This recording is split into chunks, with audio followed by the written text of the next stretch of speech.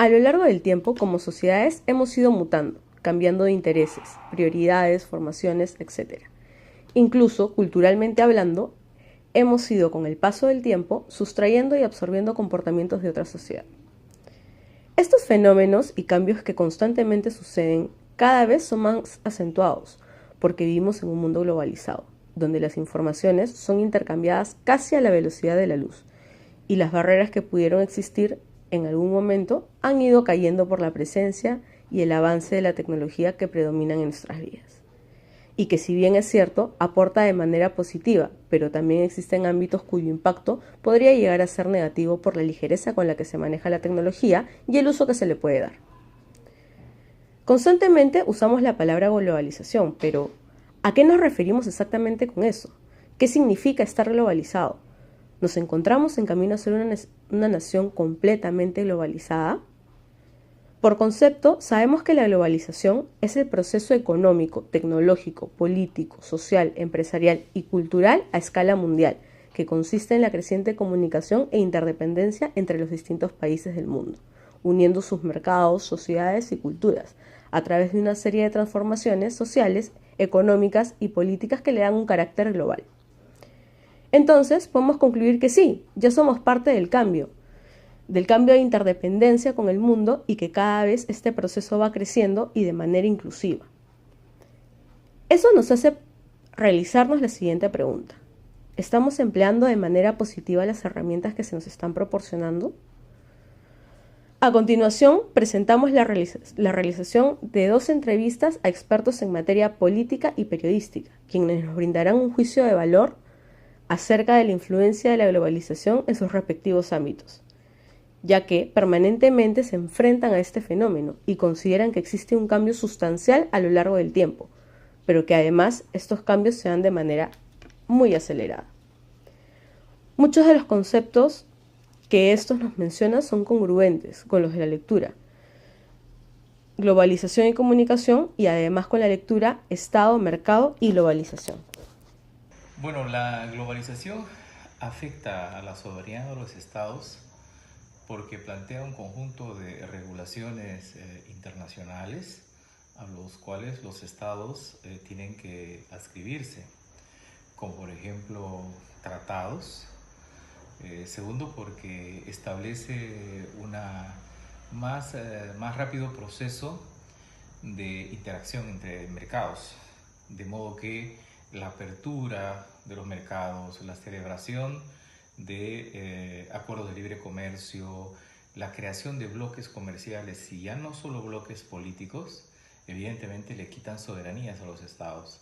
En los últimos 20 años hay obviamente muchos más acuerdos comerciales que acuerdos de fronteras.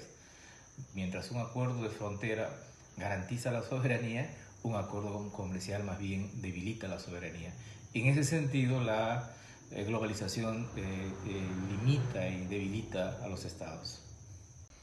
El caso Odebrecht lo que demuestra es una corrupción globalizada, transnacionalizada. No es el único caso, ¿no? El comercio de armas, el narcotráfico, también son crímenes muy globalizados, delitos muy globalizados.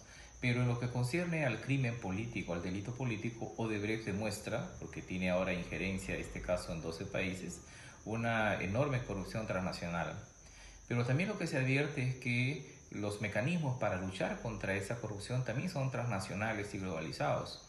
Es decir, hoy día es más difícil que un país no entregue a un político que es objeto de extradición. Estados Unidos ha entregado a Panamá al presidente Martinelli. Es muy probable que Estados Unidos entregue al expresidente Toledo. Y entonces, desde ese punto de vista, a una corrupción transnacionalizada, también hay elementos de una lucha contra la corrupción transnacionalizada, aunque debe reconocerse que la corrupción avanza mucho más rápido porque tiene mecanismos para ser un poco más ágil que las políticas criminales en políticas criminales de los poderes judiciales, ¿no? Porque ya no solo tenemos políticas públicas nacionales, tenemos políticas públicas internacionales que se ejecutan a base a estándares internacionales. Por ejemplo, la Organización Económica y para el Desarrollo, que es la OCDE, establece un patrón para todos aquellos países que se integran, que son más de 20, a ese club de países desarrollados, de modo que tienen que tener su economía en determinado sentido, atender la cohesión social, la protección social, la infancia, la niñez, de determinados sentidos. Los tratados que el Perú suscribe, por ejemplo, en materia de empleo, establecen también obligaciones para desarrollar políticas públicas. Yo diría entonces que hoy día ya no es posible hacer políticas públicas nacionales sin tomar en cuenta los estándares internacionales que plantean tratados y convenios que obligan a los estados a cambiar gran parte de estas políticas. Lo último, por ejemplo, es el combate que en el mundo existe contra la opacidad financiera de los estados, es decir, combatiendo los paraísos financieros. Eso obliga a políticas públicas nacionales precisamente contra el lavado de activos, que es lo que hoy día tenemos en el Perú. La globalización es un elemento que ha generado una revolución en las comunicaciones, ¿no? Desde que ya la tecnología aparece como un elemento fundamental de la globalización, se acabaron todos los secretos informativos. Ya no se trabaja como unas aldeas pequeñas, las informaciones. Ahora es lo que se habla de la aldea global. Y ese tenía un impacto pues tremendo en las comunicaciones. Por decirte un ejemplo, ¿no? Hace poco hemos visto vía FEULAI la muerte de un periodista nicaragüense. A nosotros como peruanos lo hemos podido ver en vivo. Antes que surgiera este tema de la globalización, el tema de la gran tecnología, pues era imposible para nosotros conocer un suceso que ocurriera en Nicaragua, un país tan alejado culturalmente y geopolíticamente de nosotros, ¿no? Justo le mencionaba a una persona que hemos podido ver el ataque de Estados Unidos a Siria hace unas semanas, si no me equivoco. Y eso te demuestra pues que lo podemos ver en vivo, ¿no? Y lo podemos ver incluso con un idioma árabe, que es lo que transmitían muchas televisoras de ese país. O sea, con esto te quiero decir pues que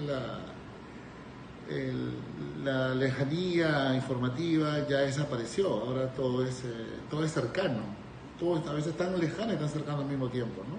Lo que sucede en zonas como Taiwán, China, cualquier lugar del mundo, pues lo podemos ver de inmediato, ¿no? A través de lo que es incluso las redes sociales, ¿no?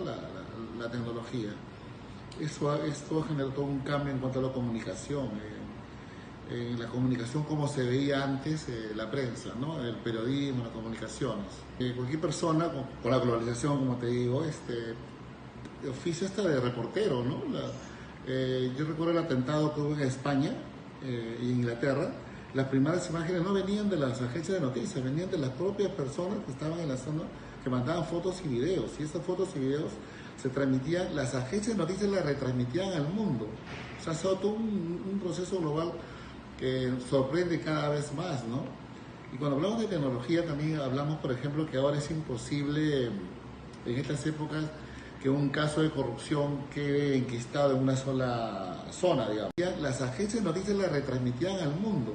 O sea, ha sido todo un proceso global que sorprende cada vez más, ¿no? Y cuando hablamos de tecnología también hablamos, por ejemplo, que ahora es imposible en estas épocas que un caso de corrupción quede enquistado en una sola zona, digamos, ¿no? Por ejemplo, cuando estalló el caso Odebrecht, estalló en Estados Unidos, pero su reproducción global ha sido tan fuerte en América Latina que ha causado pues que algunos presidentes como Lula da Silva estén presos, un expresidente peruano como Ollantumala esté preso. Bueno, en estos momentos está a punto de salir, y la salida de Ollantumala la vamos a ver también en vivo por la tecnología. Y tenemos a un presidente como Pedro Pablo Kuczynski que acaba de renunciar. Porque cuando estalló el escándalo FIFA, se conoció en Estados Unidos, pero tuvo una ramificación mundial, ¿no? Que permitió la captura de una serie de dirigentes de fútbol sudamericanos. En otros tiempos puede haber sido muy difícil que esa información de Estados Unidos se sepa, ¿no? Se sepa y trascienda y tenga efecto, como está ocurriendo ahora, ¿no?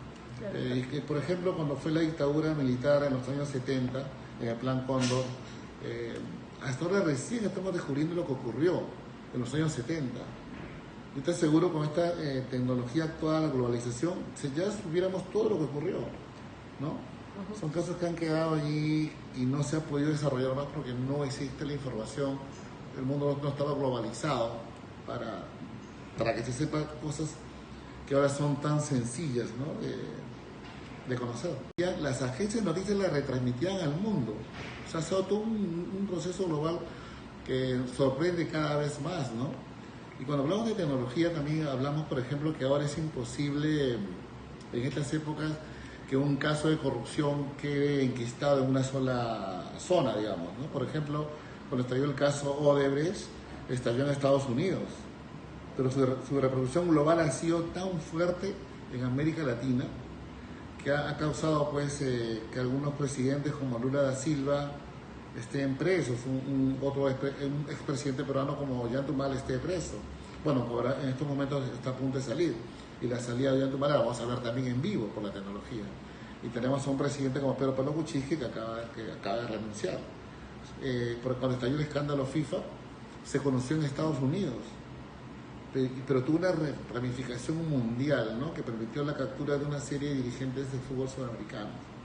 En otros tiempos puede haber sido muy difícil que esa información de Estados Unidos se sepa, ¿no? Se sepa y trascienda y tenga efecto, como está ocurriendo ahora, ¿no? Claro. Que, por ejemplo, cuando fue la dictadura militar en los años 70, en el Plan Cóndor, hasta ahora recién estamos descubriendo lo que ocurrió en los años 70. Yo estoy seguro con esta tecnología actual, la globalización, si ya supiéramos todo lo que ocurrió, ¿no? Son casos que han quedado allí y no se ha podido desarrollar más porque no existe la información.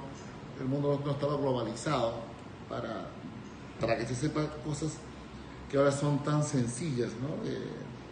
de conocer.